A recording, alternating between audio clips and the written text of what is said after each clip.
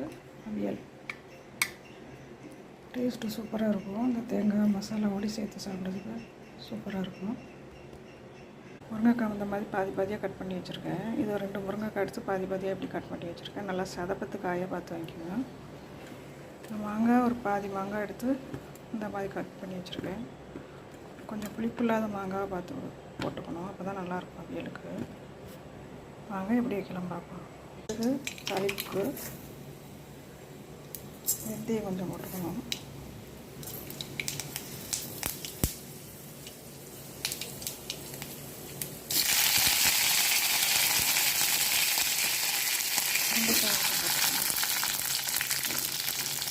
முருங்கைக்காய் கொஞ்சம் வெந்ததுக்கப்புறம் மாங்காய் போட்டுக்கலாம்.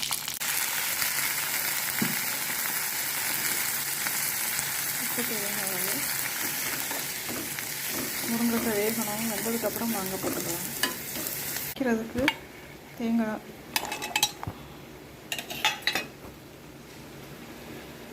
அரை ஸ்பூன் மிளகாத்தூள்,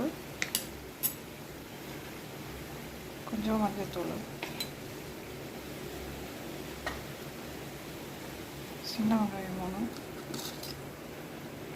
ஜீரகம் கொஞ்சம், மாங்காய் போட்டுக்கலாம். மாங்காய் வேகணும் மட்டும், வெந்ததுக்கப்புறம் அரைப்பு போட்டுக்கலாம். கொஞ்சமாக தண்ணி ஊற்றிக்கலாம். உப்பு போட்டாச்சு, காய் வெந்துருச்சு, மாங்காய் எல்லாம் வெந்துருச்சு. அரைச்சி அரைப்பு போட்டுக்கலாம்.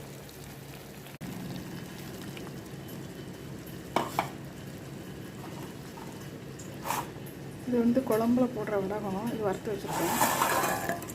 இதே போட்டுடலாம்.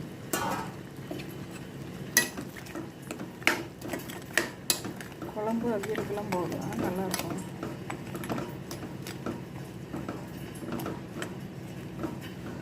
நல்லா கிண்டி விட்டுடலாம்.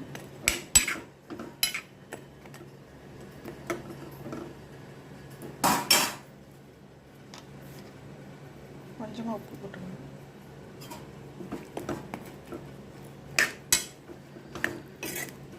கொஞ்சம் ரெடி ஆயிடுச்சு நம்ம மாங்காய் போடுற அவியல்.